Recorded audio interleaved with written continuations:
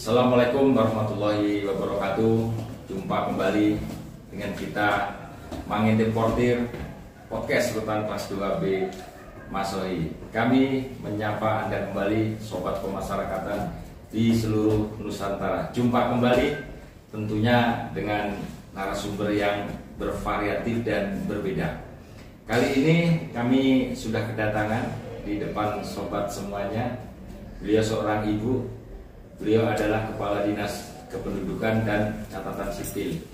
Beliau adalah Ibu Siti Saumena. Apa kabar, Bu? Baik, Pak Yusuf. Terima kasih. Saya sudah diundang ke sini. Siap. Ya. Memang silakan duduk kembali, Bu. Ya, Sobat Pemasyarakatan, beliau kita undang untuk hadir di sela-sela kesibukan beliau. Beliau akan memberikan literasi, edukasi terkait dengan tugas beliau, yaitu di bidang kependudukan dan catatan sipil. Mari seperti apa kita bincang-bincang dengan santai dengan beliau. Selamat siang, Bu. Selamat siang, Pak Yusuf. Gimana kabarnya, Bu? Baik, insya Allah. Sudah lama kita nggak ketemu ya. Siap. Ya. Kayaknya tahun ini baru sekali ini kita ketemu, Bu, Iya, ya. benar sekali. Iya, betul, mungkin karena kesibukan masing-masing. Siap.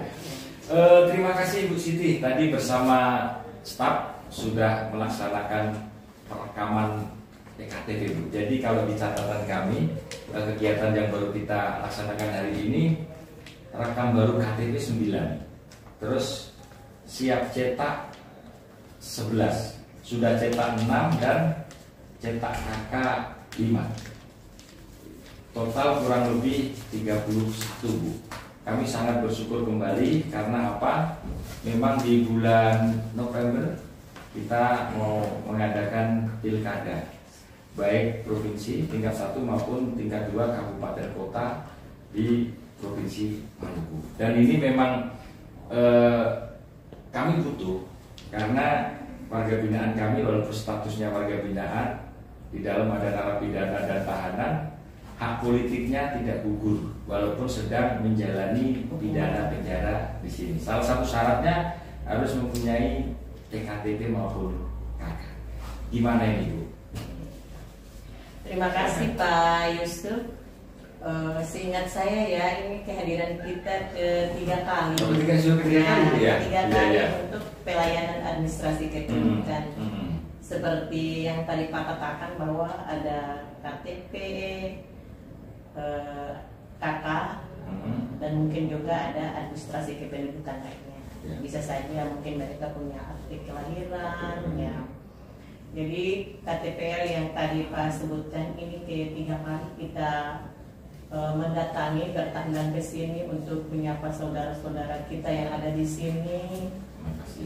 Untuk memberikan ruang kepada mereka memiliki administrasi kependudukan berupa KK, KTPL maupun yang lainnya, sehingga mereka pada saatnya nanti ketika perhelatan pemilihan umum atau pemilihan kepala daerah di Kabupaten Maluku Tengah, itu mereka bisa terlibat secara langsung karena itu hak politik mereka oleh undang-undang ruang diberikan. Ya, seperti itu, Pak. Ya. Baik, Bu. Sebenarnya ini sobat pemasyarakatan dimanapun Anda berada, terutama yang untuk di Kabupaten Maluku Tengah ini. Sebenarnya saya juga ingin nanya nih, Bu. Tusi Dukcapil ini selain membuat tentang catatan kewarganegaraan ini apa aja, Bu, selain itu, Bu? Jadi kita punya ada 25 macam pelayanan administrasi kependudukan dan pencatatan sipil. Bisa saya koreksi sedikit bahwa Dinas Kependudukan dan Pencatatan Sipil itu dia melakukan tugas-tugas negara di bidang administrasi kependudukan dan pencatatan sipil berupa pertama dulu kartu keluarga, karena kartu keluarga ini adalah database daripada keluarga. Jadi kartu keluarga itu menurut saya dan sering saya sosialisasikan kepada masyarakat yang datang meminta pelayanan ke Dinas Dukcapil maupun kecamatan-kecamatan atau desa yang kita datangi. Itu mereka punya data yang ada di kartu keluarga itu betul-betul harus update. Jadi betul-betul harus benar, sehingga proses selanjutnya untuk data kependudukan lainnya seperti KTPL maupun akte kelahiran ataupun surat keterangan lainnya itu bisa kita proses dengan baik dan mudah, dan mereka juga bisa puas dengan pelayanan kita. Karena kalau di data di kartu keluarga atau KK itu dia tidak benar, berarti proses selanjutnya itu juga tidak benar. Jadi KTP-nya juga nanti salah, kemudian akte kelahiran anaknya juga nanti salah, kemudian akte nikahnya juga salah. Karena kalau di kita juga kita melaksanakan tugas mengeluarkan akte nikah catatan sipil bagi keluarga kita yang beragama Nasrani. Seperti itu. Oh iya. Kadang-kadang dulu tahun berapa Bu ya? Waktu KTP elektronik baru pertama. Kadang-kadang itu di tahun iya, apa ya? Pernah masih banyak ini Bu ya, fotonya laki tapi namanya perempuan atau mungkin sebaliknya.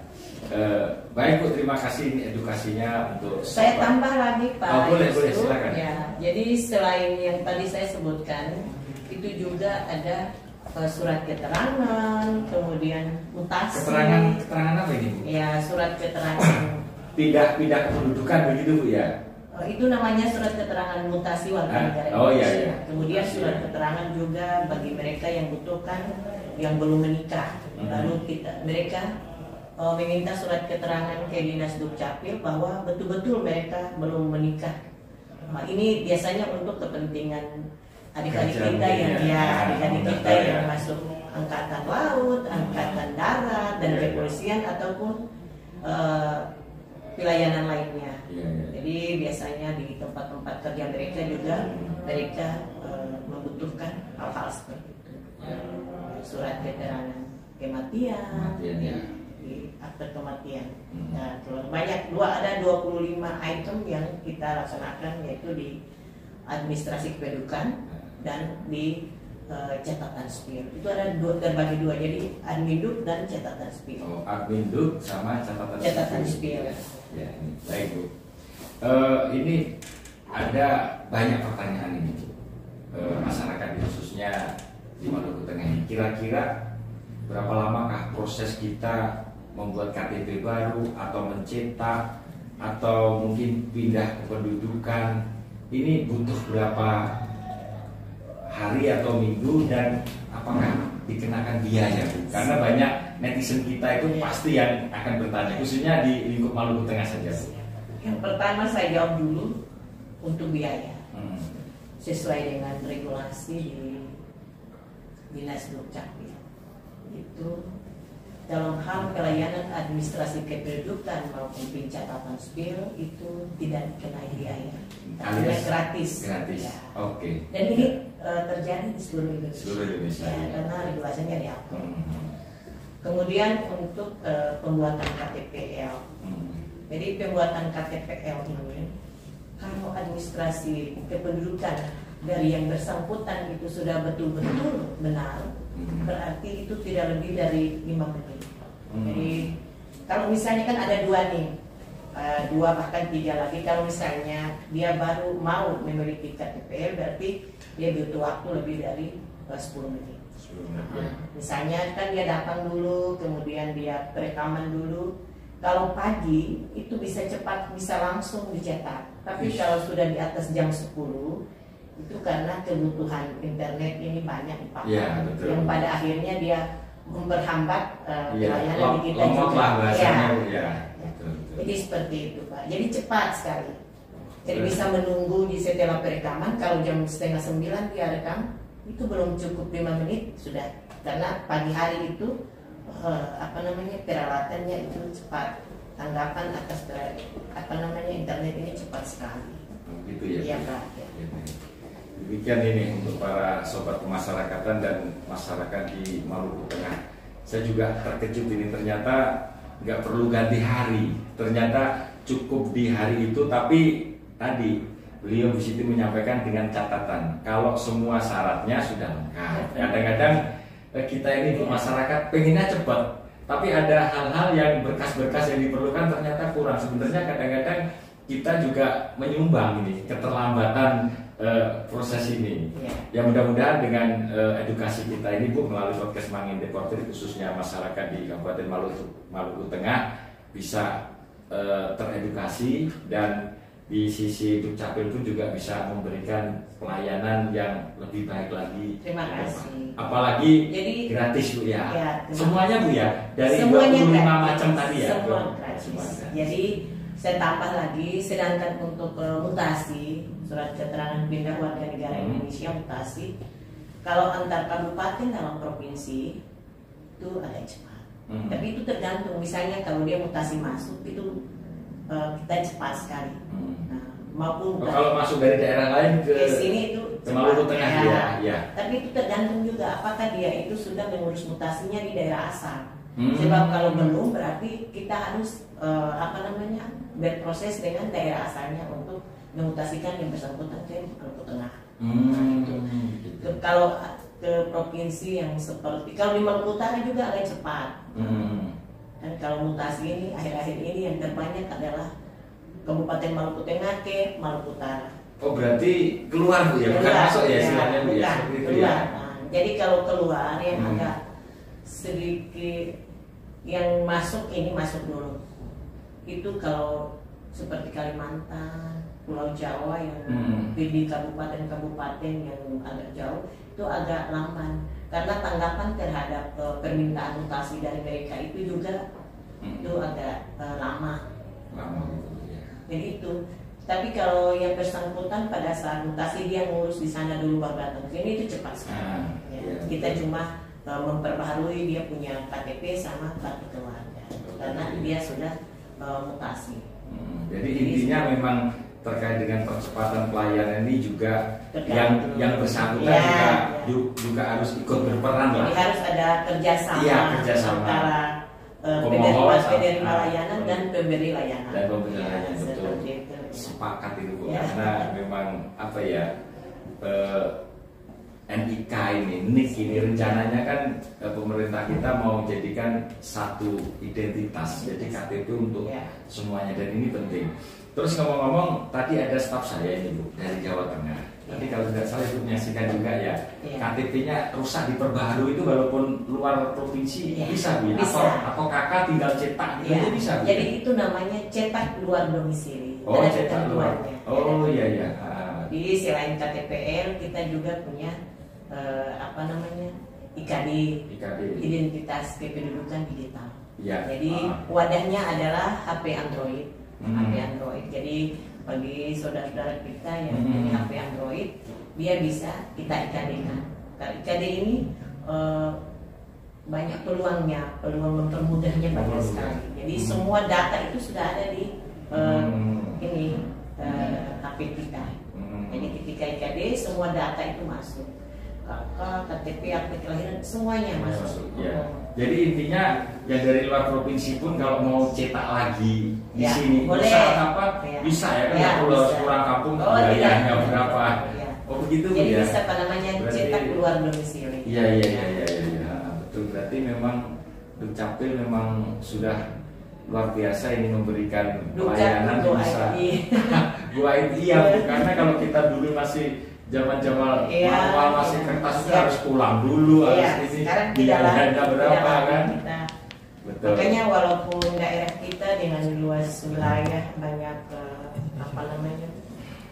lautnya, jadi banyak terkendala karena misalnya mau ke Maluku Tengah atau ke Masongi itu ada musim ombak atau ini, tapi bisa kita jawab dengan cukup dia WA saja datanya. Jadi kalau misalnya mereka ke kantor, lalu data yang kita butuhkan sebagai persyaratan kelengkapan belum juga dia tidak membawa, dia bisa telepon ke keluarganya untuk mengirim lewat WA. Oh, cukup dengan WA. Jadi begitu dengan perkembangan teknologi seperti itu cepat. Semuanya bisa kita layani dengan baik. Jadi warga binaan kami Bu, ini waktu perekaman yang pertama tahun kemarin, ada 60. Banyak, iya. Ya, kurang lebih 60 biaya cetak baru yang ini saudara-saudara kita warga binaan itu sering nyetuk ke kami, Pak, dengan gara-gara kami diadakan di rutan ini, kami jadi punya KTP. Gitu, langsung. Iya. Mereka senang sekali, Bu.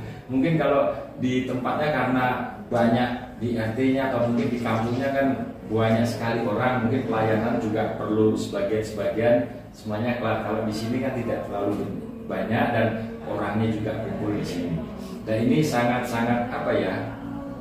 Saya menyampaikan rasa terima kasih mewakili dari rekan-rekan.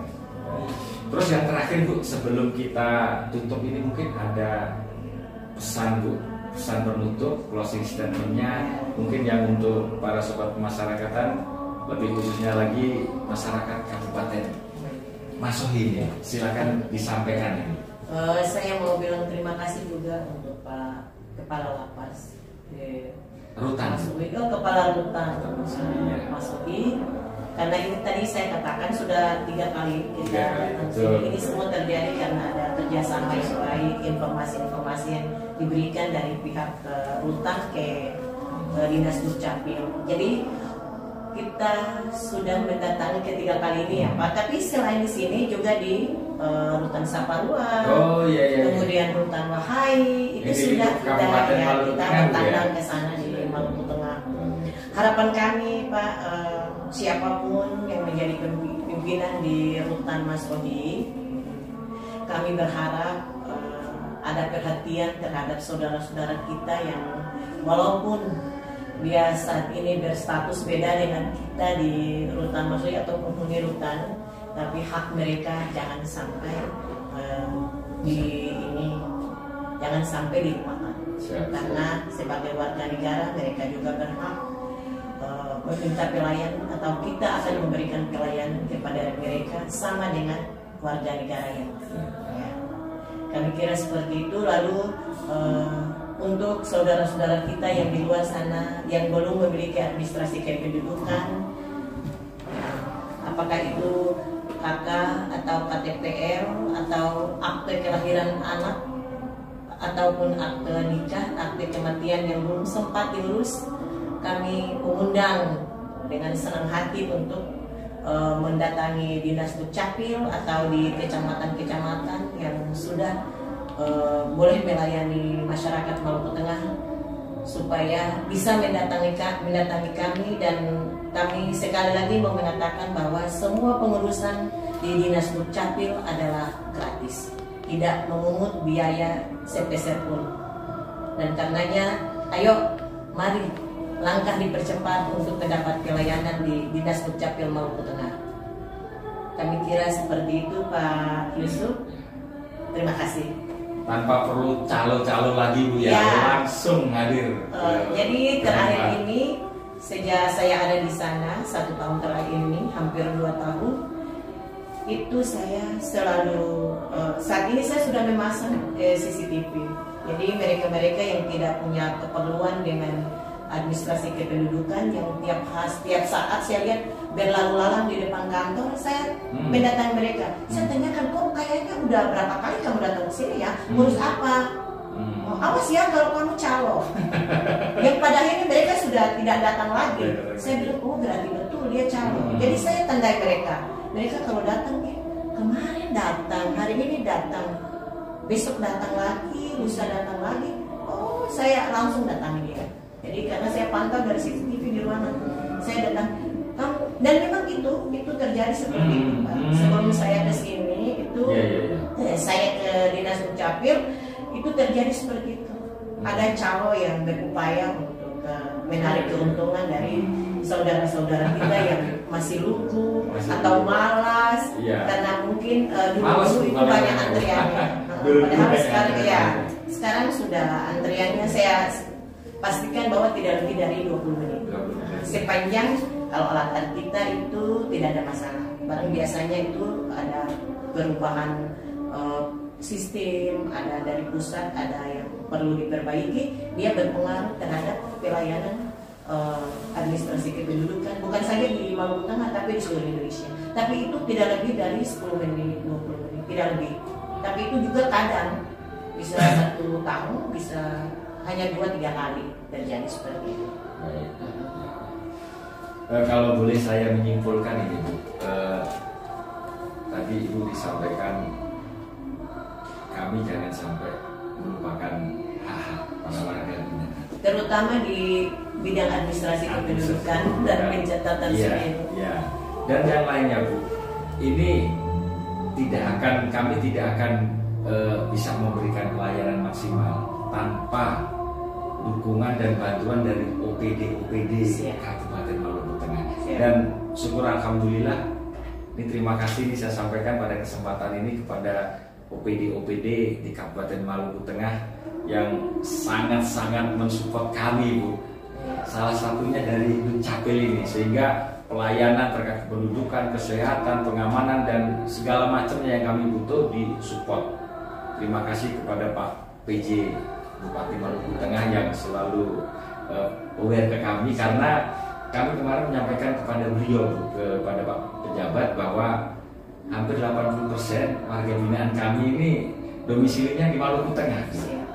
Nah, sementara pembinaannya di kami, dan kami pun kan punya bapak ini, Pak pejabat ini, makanya harus kalau beliau tidak bantu kami pun juga tidak bisa, karena anggaran kami terbatas, terus SDM kami juga terbatas. Tapi syukur alhamdulillah, saya hampir 2 tahun di Rutan Masoni sangat merasakan Bu, dari semua ini memang benar-benar saya turut bangga juga menjadi kepala di sini. Terima kasih Pak. Di Kongres. Ya, beliau dengan kita juga demikian. Kalau dananya kurang berarti langkah kita juga terbatas. Iya, tapi alhamdulillah walaupun dengan kondisi yang tidak terlalu baik untuk masalah keuangan Maluku Tengah, tapi beliau dengan kebijakan-kebijakan yang begitu strategis bisa memberi ruang. Saya pun instansi vertikal sangat merasakan dukungan dari semua OPD Bu. Beliau luar biasa.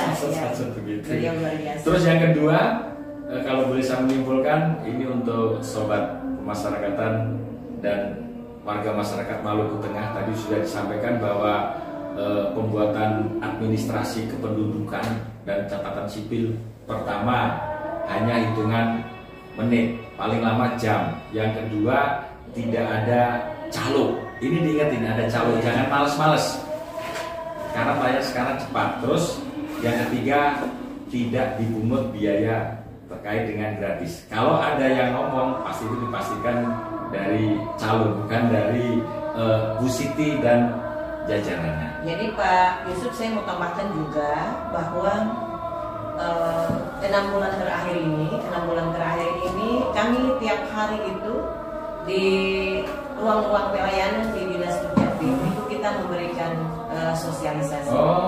Kita memberikan edukasi kepada para penerima layanan yang adalah warga masyarakat Maluku Tengah untuk kalau boleh dan harus mendatangi sendiri, jangan diwakilkan, karena kita juga keberatan dengan mereka yang mengatasnamakan orang lain dalam hal pelayanan.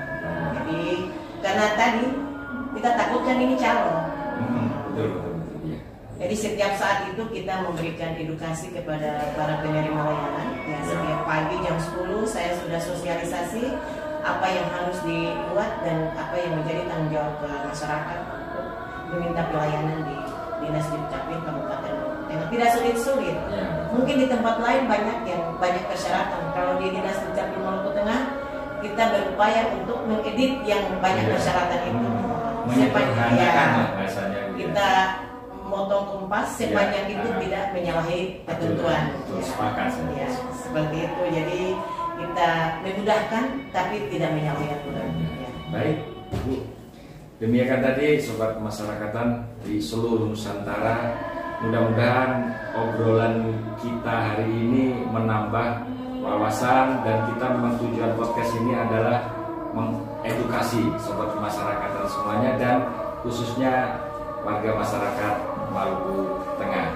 Sampai jumpa kembali dengan kami Mangin Reporter Podcast Rutan Kelas 2B Masoi. Sampai ketemu di episode selanjutnya. Salam pembaruan, salam integritas.